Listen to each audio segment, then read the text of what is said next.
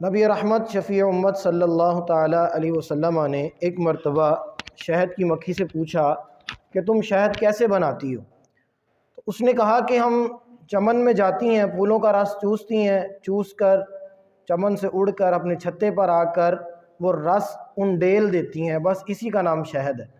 نبی پاک صلی اللہ علیہ وسلم نے ارشاد فرمایا پھولوں کا رس تو پھیکا ہوتا ہے، کڑوا ہوتا ہے، پھر اس کے اندر مٹھاس کیسے آ جاتی ہے؟ تو اس شہد کی مکھیوں نے یہ جواب دیا کہ ہمیں قدرت نے یہ بات سکھا دی ہے کہ جب تم نے پھولوں سے رس چوسنا ہے، اڑ کر اپنے چھتے پر جانا ہے، تو یہ درمیان کا جو فاصلہ ہے چمن سے اڑ کر چھتے پر جانے تک، یہ نبی پاک کی ذات پر درود پڑھتے رہنا ہے۔